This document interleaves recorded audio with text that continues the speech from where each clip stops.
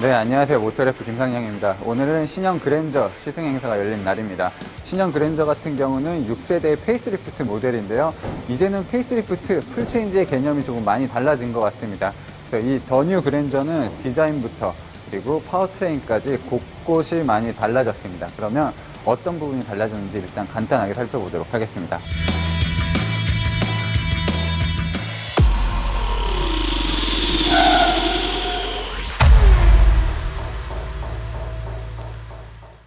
네, 그랜저는 이제 제네시스가 별도의 브랜드를 독립하고 나서 현대차를 대표하는 플래그십 세단이 됐습니다. 소나타와 달리 좀 어두운 계열의 색상이 많이 있습니다.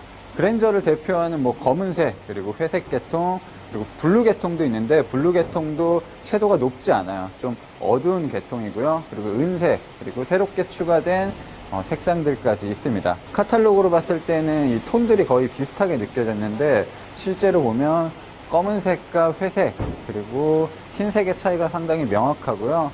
도장 처리를 상당히 잘 해놓은 느낌이에요. 이전 그랜저와는 좀 차이가 많이 있는 것 같습니다.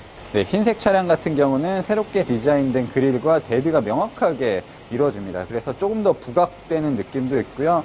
이 호불호가 많이 갈리는 디자인인데 이 그릴 디자인이 조금 더 나는 감추고 싶다 하시는 분들은 어두운 색 톤을 선택하시면 좋을 것 같아요. 네, 지금 이 컬러 같은 경우는 캘리그래피 트림에만 선택할 수 있는 신규 전용 컬러입니다. 저희는 오늘 이 색상을 타기로 했고요. 이 색상 같은 경우는 실버긴 실버인데 굉장히 묘한 느낌을 줍니다. 그래서 빛이 많이 비춰지는 곳은 진짜 이런 식으로 우리가 알던 그 실버 색깔이 나오는데 이 어두울 때는 크림색이 굉장히 좀 예쁘게 펼쳐져 있어요. 네, 가장 말이 많았던 부분은 확실히 그릴과 헤드램프일 것 같아요. 이 마른 모듈의 크기가 서로 옆에 붙어 있는 것들이 전부 다 다르게 디자인이 되어 있습니다. 그리고 이 안쪽에도 이런 디테일을 넣어놨죠. 불은 주간주행등은 이런 식으로 들어와요. 마치 이모티콘처럼 불이 들어오는데 방향지시등 같은 경우는 이쪽 4개만 들어옵니다. 가운데 이 제일 가장자리 부분은 방향지시등이 들어오지 않고 이 네 부분만 방향지시등이 들어와요. 실제로 보면 사진으로 보는 것보다 훨씬 더 괜찮습니다. 헤드램프와 그릴이 하나로 연결되어 있는 디자인은 예전에 르필루즈 컨셉에서 이미 선보인 바 있고요. 앞으로 나올 현대차의 거의 모든 차종에 이런 식의 디자인이 적용될 것 같습니다. 네, 풀 LED 헤드램프는 이제 기본 트림에도 적용이 되는 구성이에요. 범퍼 하단의 디자인 같은 경우도 네, 크롬 처리도 너무 반짝반짝하게 하면은 싼 티가 날 수 있는데 좀 고급스러움을 강조하기 위해서 광을 살짝 죽여놨습니다. 이 에어 커튼 같은 경우도 실질적으로 역할을 하는 에어 플랩이 적용이 되어 있습니다. 공기가 들어가야 되는 부분들은 구멍이 뚫려져 있고 엠블럼이 이전보다는 조금 더 커진 것 같습니다. 그리고 여기에는 여러 가지 센서들이 들어가 있고요. 그랜저 아이즈 같은 경우도 좀 동글동글한 면이 있었는데 이 차 같은 경우는 훨씬 더 부드럽습니다. 이 선 처리, 끝단 처리나 이 면을 만드는 것도 이전 모델보다는 훨씬 더 부드러워졌어요. 네, 차가 초기 모델, 아이즈 초기 모델보다 더 넓어졌거든요. 넓어지고 길어졌는데 실제로 봐도 좀 작아 보이는 느낌이 듭니다. 일단 타겟층이 조금 더 젊어졌습니다. 이제 30대로 많이 내려왔기 때문에 스포티한 느낌도 많이 강조를 했거든요. 그래서 이 팬더 같은 경우도 조금 더 부드럽게 굴곡을 주면서 내려와서 와이드 팬더 같은 느낌을 주고 있거든요. 이런 부분은 캐릭터 라인 그리고 리어 팬더에도 그대로 적용이 되어 있습니다. 차체 길이는 K7보다 조금 짧거든요. 그런데 휠베이스는 그랜저가 더 넓어졌어요. 그래서 비율적으로 그랜저가 더 안정적인 느낌을 준다고 합니다. 스포티한 느낌을 강조하기 위해서 이렇게 루프를 부드럽게 트렁크 리드까지 이어놓은 것도 특징입니다.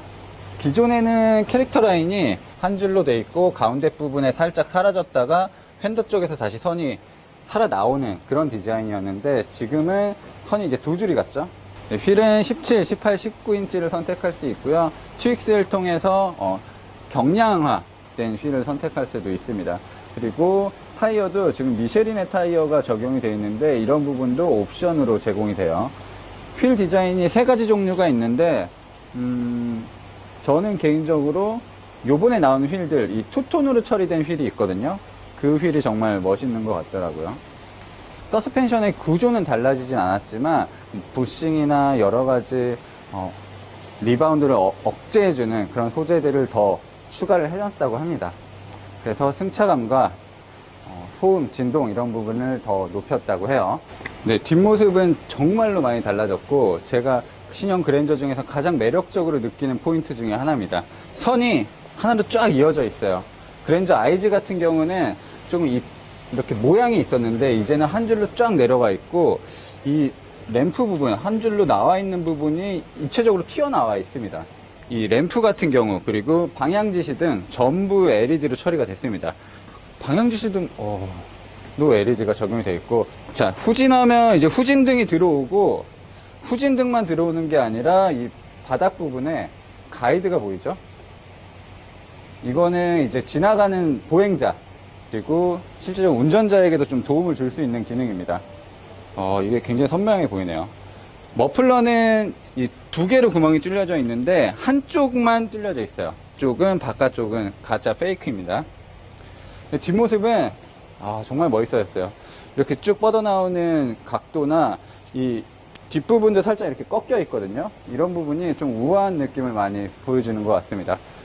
새롭게 변한 실내는 정말로 칭찬을 많이 받고 있어요. 근데 저도 궁금했던 거는 이 디자인은 너무 멋있는데 실제 소재감이 어떤지, 마감은 어떤지가 저는 더 궁금했거든요. 근데 사진으로 봤을 때보다 실물이랑 좀 차이가 있습니다. 사진은 이 단들의 이 입체적인 느낌이 더 강조가 돼 있었는데 실제로는 거의 뭐 평면 같아요. 그래서 입체감이 그렇게 크게 부각되는 느낌은 아닙니다. 어쨌든 지금 굉장히 최신 자동차 그리고 요즘 트렌드를 많이 반영한 자동차라 12.3인치 디스플레이가 눈에 확 들어오고요. 이 UI가 굉장히 많이 달라졌습니다. 이런 부분들이 이전 모델과는 크게 달라졌고 아무래도 최근에 만든 그래픽이기 때문에 이런 부분은 앞으로도 계속 다른 현대차에도 적용이 될 것 같아요. K7은 좀 중후한 느낌이 많이 들거든요. 원목 느낌이 나게끔 하는 이제 그레인들을 많이 깔아놨는데 그랜저 같은 경우는 이제 금속 그리고 가죽, 인조 가죽들을 사용하면서 좀 고급스러운 느낌도 들고 세련된 느낌 그리고 좀 깔끔한 느낌을 많이 전달해 주는 것 같아요. 그리고 그랜저 IG 때는 모니터가 작고 여기 시계가 있었거든요. 아날로그 시계. 고급차의 상징은 아날로그 시계다 이런 얘기를 했었는데 이제는 시계가 완전히 빠져버렸죠. 그리고 이 무드램프, 이 앰비언트 라이트가 상당히 선명하게 들어와요. 가니쉬를 따라서 쭉 가로로 연결이 되어 있고요.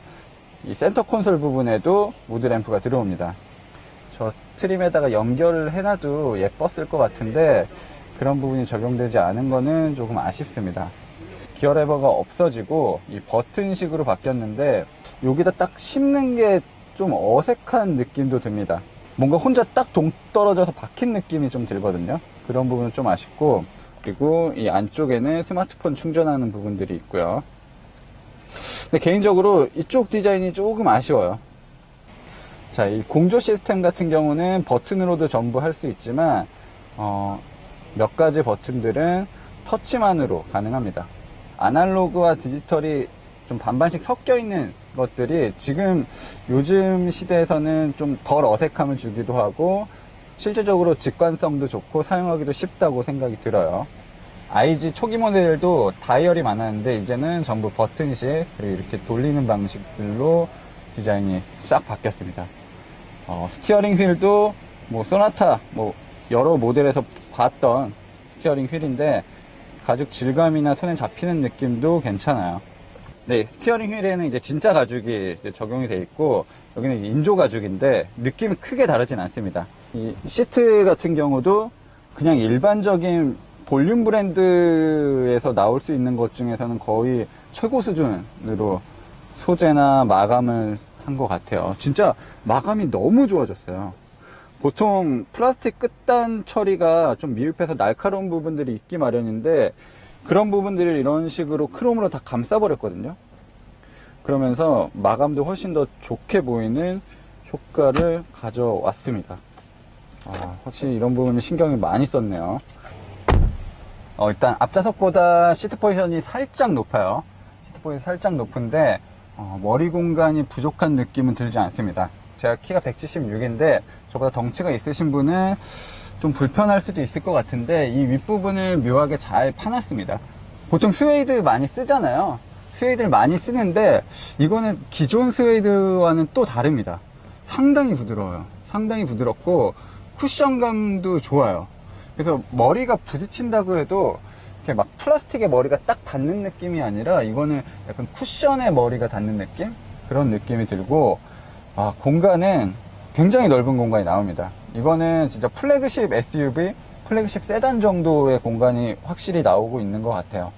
제가 시트 포지션을 제대로 맞춰놓지 않은 상황이라 제가 운전할 때 포지션을 맞춰놓으면 뒷좌석은 아마 더 넓을 거라고 생각이 들고요. 열선 시트가 마련이 되어 있고 수동으로 햇빛 가리개도 있습니다.